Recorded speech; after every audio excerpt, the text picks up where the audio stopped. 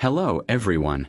I'm going to show you an incredible trick, transforming this dead and seemingly useless drill battery into a fully functional power source, and even bringing it back to life.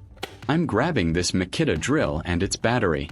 As you can see, when I try to attach the battery to the drill, nothing happens. It's completely unresponsive. This battery is truly dead, and if I press the indicator button on the battery, there's no sign of life at all. I even tried putting it on the charger, but the charger light just blinks green, indicating it's not recognizing the battery or it's too deep discharged to start charging normally.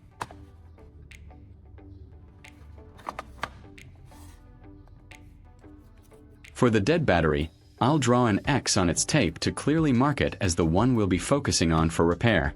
This is a common problem, but I have an idea that might just solve it. I'm going to carefully disassemble the battery casing. I'm using a small screwdriver to remove all the screws. It's important to take your time here to avoid stripping any screw heads or damaging the plastic housing.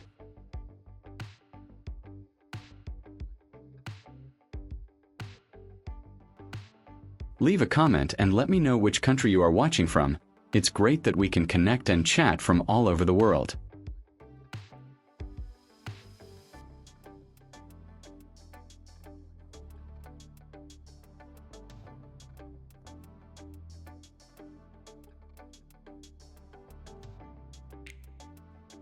Now that I've removed the top cover, you can see the internal components: the individual lithium-ion cells and the battery management system circuit board.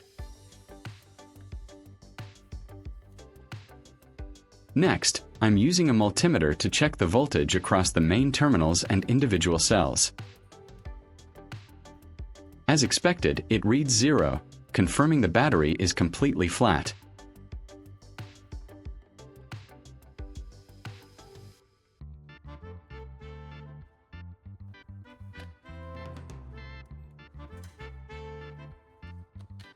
Before doing anything else, I'm taking a brush to thoroughly clean the inside of the battery.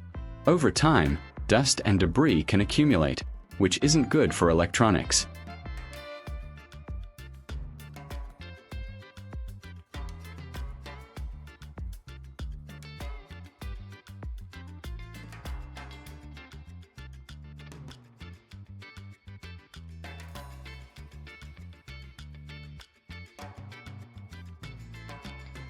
A clean housing ensures everything fits correctly and reduces the risk of future issues.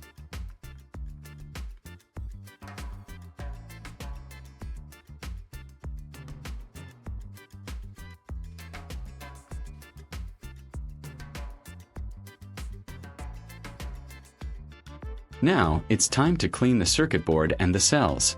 I'm using a small bottle and then spraying some specialized WD-40 cleaning solution.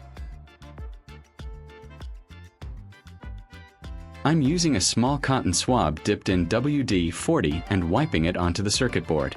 This is crucial because any corrosion or dirt on these contact points or the board itself can impede current flow and cause charging problems. We want to ensure the best possible electrical contact.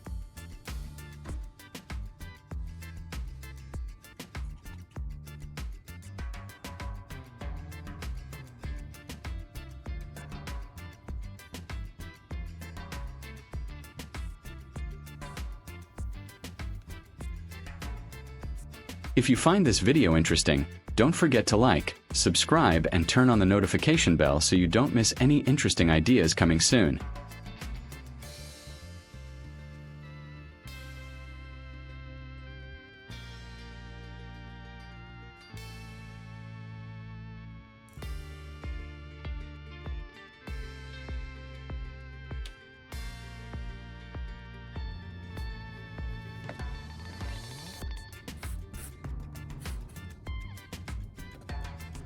After the initial cleaning, I'm taking a small piece of fine grit sandpaper and gently sanding the metal terminals on the battery cells and the corresponding contact points on the circuit board. This helps remove any stubborn oxidation or residue, ensuring a pristine connection for efficient power transfer.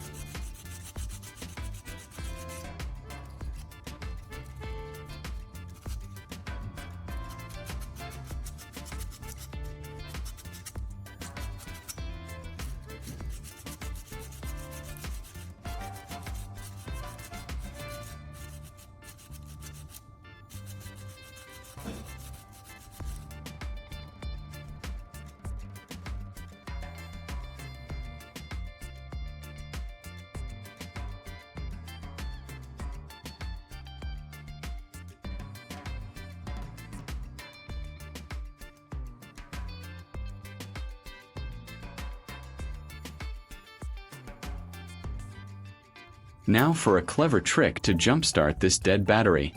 I will prepare the keys to get ready for the connection.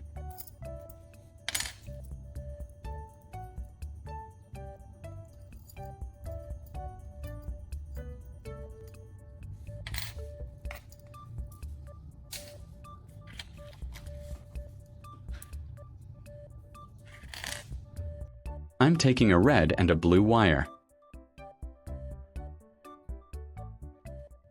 I'm stripping the ends and twisting them together.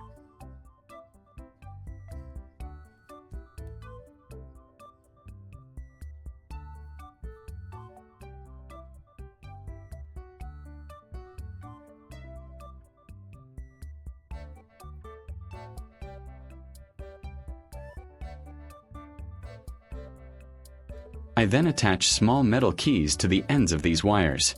These keys will act as temporary contact points for our jump-starting process.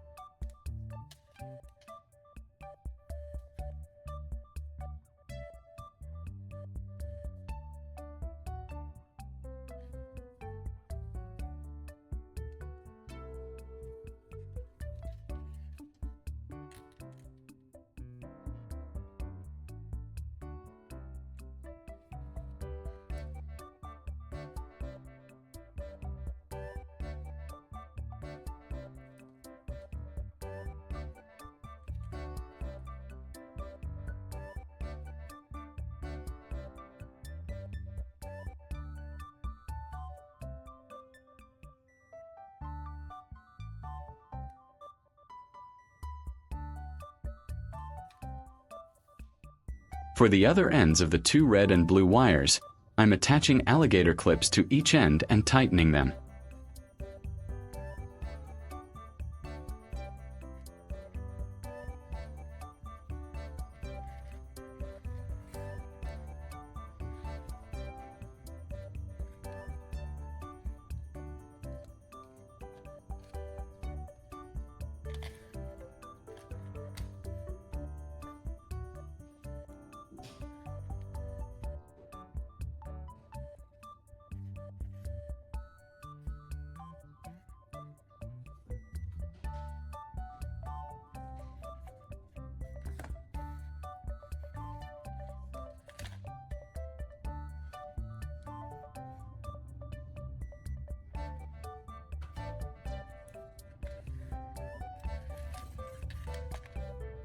I'm connecting alligator clips to a standard 12V motorcycle battery.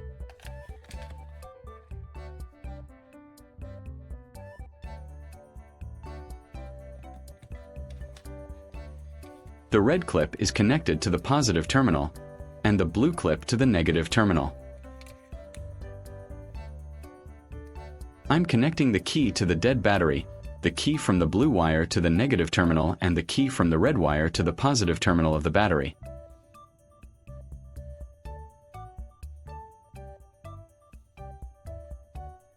This is a temporary setup to give the dead cells a small charge, just enough to wake up the BMS and allow the dedicated charger to take over.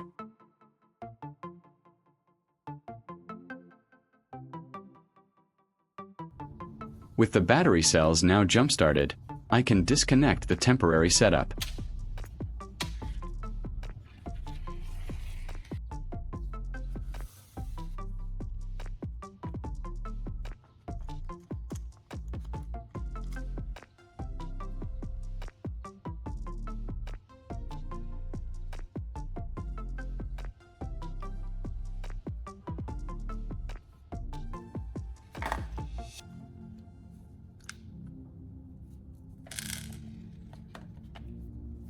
I'm carefully placing the circuit board and cells back into the casing, making sure all the wires are tucked neatly to prevent any pinching or damage.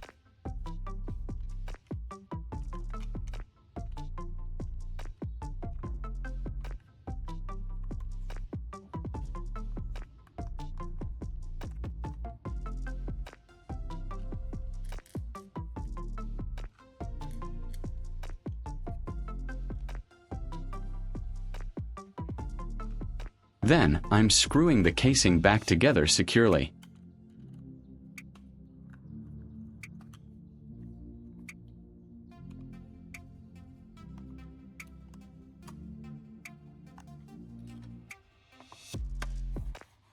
I'm placing the battery back on its original charger. Look, the charger light is now solid red, indicating it's actively charging the battery. This is a fantastic sign.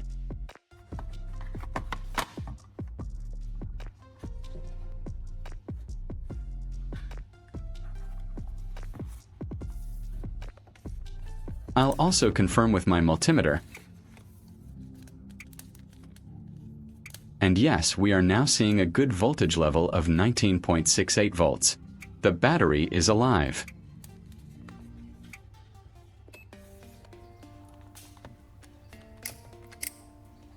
I'm attaching the revived battery back to my drill. And just like that, the drill springs to life. It's working perfectly. To demonstrate its power, I'll easily drive some screws into this piece of wood. This old, dead battery has been completely brought back from the brink. Our amazing drill battery has been repaired and is ready to go again. This DIY device proves that with a little creativity and effort, you can achieve amazing things and extend the life of your valuable tools. Thank you for watching, and I'll see you in the next one.